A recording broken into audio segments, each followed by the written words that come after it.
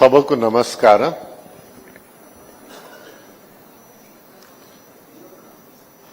ఇన్ని మాటలు వినిన తర్వాత ఎక్కడ ప్రారంభించాలో నాకే డౌట్గా ఉంది.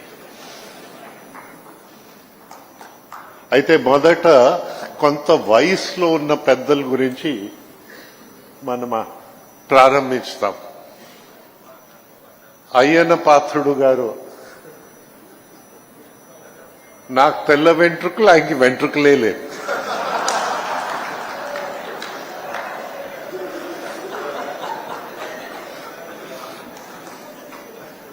ఈ మాట ఎక్కడి నుంచి వచ్చిందంటే ఆయన దగ్గర నుంచే వచ్చింది.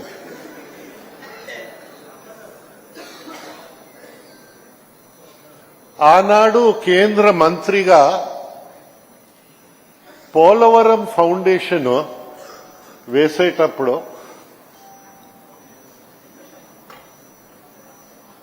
నేను చెప్పాను, నేను చిన్నప్పటి నుంచి పోలవరం వింటా వచ్చాం.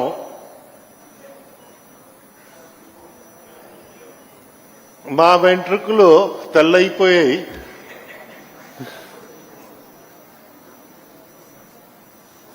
అట్లీస్ట్ ఇప్పుడైనా పోలవరానికి ఫౌండేషన్ అవుతుంది ఒక ఆశ. మా జీవితంలో అయినా ఈ స్కీమ్ ని చూస్తామని ఆయన చెప్తూ అశోక్ది తెల్ల వెంట్రుకలు, నాది వెంట్రుకలు లేవని అందరికీ ఆయన చూపించడంతో అప్పుడు గుర్తించాను, అయ్యన్న పాత్రుడు గారు కూడా వెంట్రుకలు లేవు.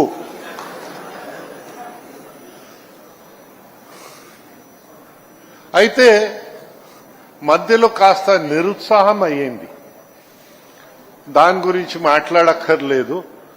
మళ్ళీ ఉత్సాహం వచ్చింది. మళ్ళీ ఆ ఉత్సాహంతో చిగిరింది ఆశ. మన జీవితంలో దీన్ని చూడగలుగుతామని. ఆంధ్ర రాష్ట్రం ఒకటే కాదు, భారతదేశం చూడగలుగుతుందని ఆ ఆశ ఉంది. అలాగా మా పక్క జిఎంఆర్ ప్రతినిధి ఏందైతే వారు లేకపోతే మాకు ఎక్స్పర్టీస్ లేదు. భూమి అంటే ఇన్ఫ్రాస్ట్రక్చర్,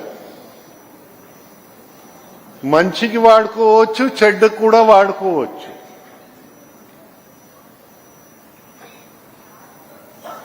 కేపబుల్ ఆర్గనైజేషన్ మనకు కావాలి. డెలివర్ చేయగలిగిన ఆర్గనైజేషన్ మనకు కావాలి.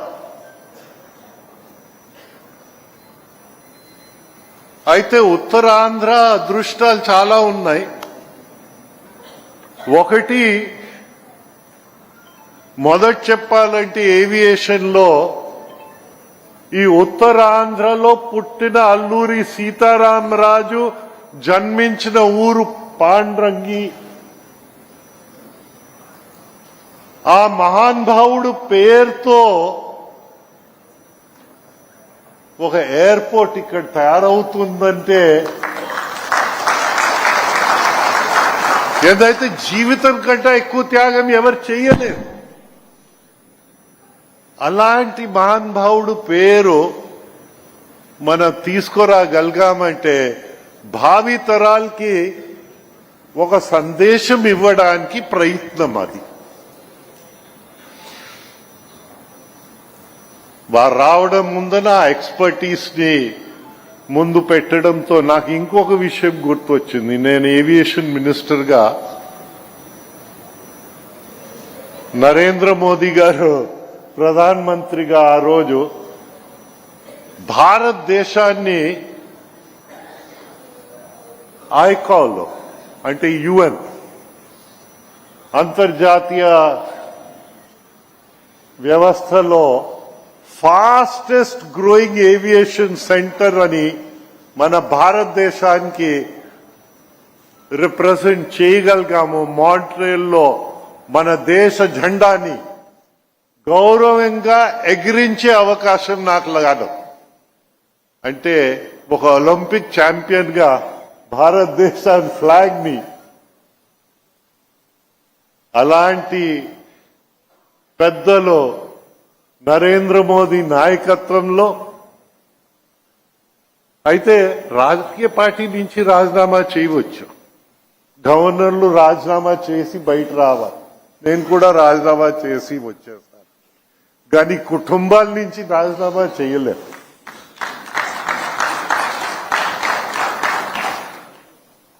మా కుటుంబము ఒక లెగసీ ఇచ్చారు. మా తాతగారు ఇప్పుడు చూస్తే 6 దేశాల్లో అయిపోయింది ఆ ప్రాంతం లైసెన్సింగ్ చూస్తే. బర్మా నుంచి, శ్రీలంక నుంచి, పాకిస్తాన్, బంగ్లాదేశ్, భారతదేశం ఇవన్నీ కలుపుకుని బహు తక్కువ పైలట్లు ఉన్న రోజుల్లో ఆయన ఒక ఏవియేషన్ లో పైలట్ అయ్యారు. ఆయన పేరే MANSAS, Maharaja Alak Narayan society of arts and sciences అని. అయితే ఆయన కమర్షియల్ థింకింగ్ అసలు లేదు. ఇన్సూరెన్స్ గా 10 సంవత్సరాలు ఇటు అటు చూస్తే జేఆర్డి టాటా వచ్చి ఒక పుష్మాత్ 2 పుష్మాత్ ఎయిర్ క్రాఫ్ట్స్ పెట్టుకుని కరాచీ, బాంబే, మెడ్రాస్ ఒక మెయిల్ సర్వీస్ పెట్టారు. దానికి కమర్షియల్ లెగ్స్ ఇచ్చారు. అప్పుడు జనానికి తిరగడానికి కొంచెం డేంజరస్ ఇది ఏవియేషన్. ఆ టైంలో ఈ రోజున్న ఈమెయిల్ అలాగా ఆ రోజు మెయిల్ ని అందించడంతో అది ఫోరనర్ అయింది మన భారతదేశం ఏవియేషన్ కి. ముందు తీసుకెళ్లడం అయింది. Foreigner for including Air India, basically Air India. అది చేసి ముందు వెళ్ళాం. భారతదేశము అన్ని దేశాల కంటే యంగర్ దేశం. ఇప్పుడు youngest country in the world. మా అదృష్టం ఏంటంటే, వ్యక్తిగత అదృష్టం ఏంటంటే, మిత్రులు ఎర్రం నాయుడు అలాంటి పెద్దలు, ఇప్పుడే చెప్పాను అయ్యన్న పాత్రుడు కొంచెం ఇదిగా ఉంది. అలాగా మిత్రులు నారా చంద్రబాబు నాయుడు గారితో మనం అందరూ ఒక బృందంగా ఒక టీం వర్క్ గా పని చేయగలిగాం. టీం వర్క్ గా పని చేయగలిగితే ఏదైనా సాధించగలుగుతామని విషయము మనం అర్థం చేసుకోవాలి. మన అదృష్టం మన పిల్లలు యాక్టివ్ అయిపోయాయి. ఇప్పుడు నా ఆరోగ్యం అంత సహకరించటం లేదు, కానీ పిల్లలు దొరకారు కనుక వారి చేత పరిగెత్తిస్తున్నాం. అది రామ్ కావచ్చు, నా కూతురు కావచ్చు, లోకేష్ కావచ్చు. అయితే గంటా శ్రీనివాస్ గారు మా వయసు అనుకుంటున్నాను.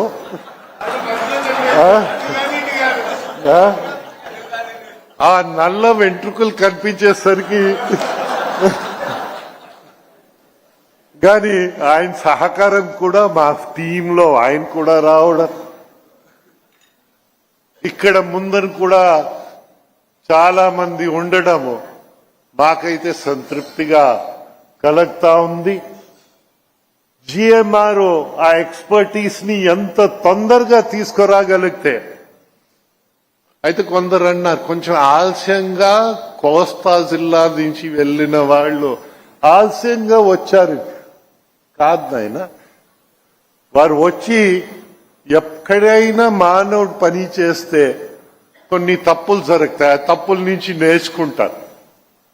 అక్కడ నేర్చుకున్న తప్పులు మన దగ్గర జరగదని విషయము, ఆ నమ్మకము మా లాంటి సంస్థల్లో ఇంకా సెల్ఫ్ ఏమంటారు కాన్ఫిడెన్స్ ని పెంచుతుందని విషయము మీకు అందరికీ మనం చేస్తా ఉన్నాం. ఇతరులు కష్టపడతారు, వారి క్రెడిట్ లో మేము దూకుతాం భాగస్వాములు అవ్వడానికి.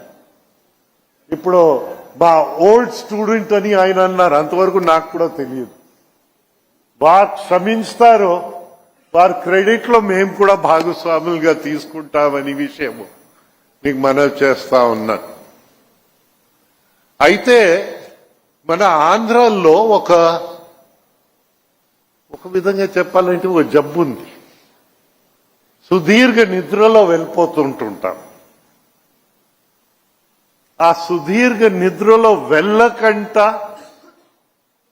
మన పిల్లలందరినీ మనం పరిగెత్తించుకుంటూ మనమందరు కలిసికట్టుగా ప్రోత్సహిస్తూ మంచి పనుల కోసం సహకరిస్తూ వారిని ముందు తీసుకెళ్ళాలి.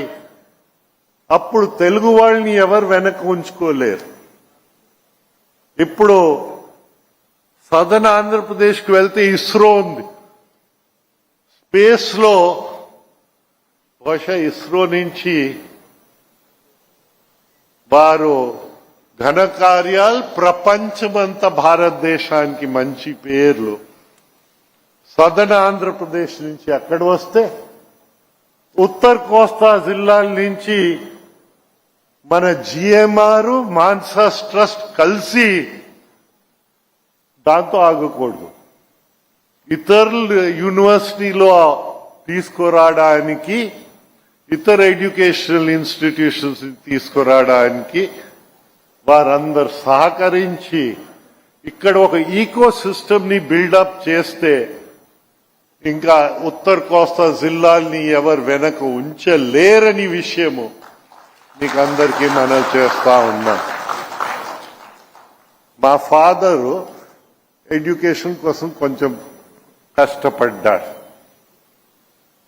కష్టపడి ఆయన జీవితంలో నిరక్షరాస్యత వదిలించలేని రాష్ట్రంగా ఆయన కాలం గడిపేస్తారు. మనము ఎడ్యుకేషన్ ని పెంచుతూ తీసుకొచ్చి ఇంకా ఆంధ్రప్రదేశ్ గట్టు ఎక్కుతున్న కాలంలో కొంత రివర్స్ గేర్ మళ్ళీ కొట్టాం. నేనైతే ఆశ్చర్యపడ్డాను. 14 లక్షల మంది పిల్లలకి బడి లేకుండా చేసిన రాష్ట్రము మన రాష్ట్రం. ఆ బాధ నుంచి బయటపడే ఛాలెంజ్ లోకేష్ తీసుకున్నా. మళ్ళీ ఆ లోటు భర్తీ చేయడం, ముందు వెళ్ళడం.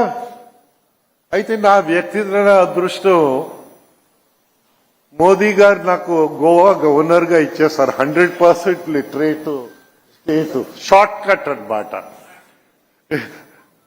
100% లిటరేట్ స్టేట్ గోవా. అయ్యా, ఆంధ్రప్రదేశ్ 100% లిటరేట్ స్టేట్ రావాలా?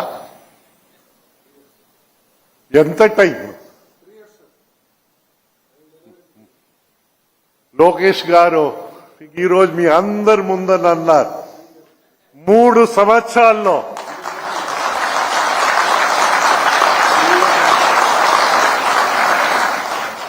అయితే నా ఆశ ఇంకా పెరిగింది. అది కూడా జీవితం దేవుడిస్తారు, ఎప్పుడు తీసిపోతారో తెలియదు, కానీ వెళ్లే ముందర అది కూడా చూస్తామని నాకు ఆశ పెంచినందుకు దేవుడు అదృష్టం మనకి పిల్లలు ఇలాగిచ్చారని. Our children Ram, our children Lokesh. నా కూతురు అయితే నేను తిట్టవలసి వచ్చింది నిన్న, కానీ మాలో ఆనందం పెరుగుతుంది. మా పిల్లలు ఇలా పరిగెత్తగలుగుతున్నారు. మన దేశాన్ని ముందు తీసుకెళ్లి ప్రపంచంలో ఏ దేశం కంట తక్కువ దేశం లేకంట మన భారతదేశాన్ని చేస్తారని, జిఎంఆర్ అలాంటి సంస్థలు వచ్చి సాయశక్తిగా కృషి చేసి ఇది చేస్తారని మనం ఆ రోజు గర్వంగా నిలబడగలుగుతాము, చెప్పగలుగుతాము. ఏ దేశం ఎగినా, ఎందుకు కాలెడినా, ఏ గద్దె ఎక్కినా, ఎవరెదురైనా పొగడరాని తల్లి భూమి భారతిని, నిల్పరా నీ జాతి నిండు గౌరవం. జై హింద్.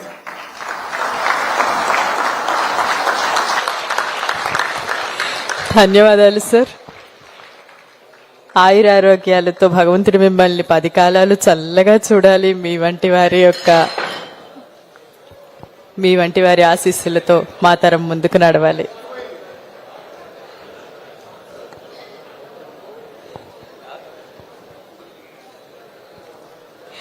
ఇప్పుడు ఈ కార్యక్రమంలో ముఖ్య ఘట్టం ఈ 2 సంస్థల మధ్య MOU సైనింగ్ అండ్ ఎక్స్చేంజ్ జరుగుతుంది. ఒక అధికారిక అవగాహన ఒప్పందం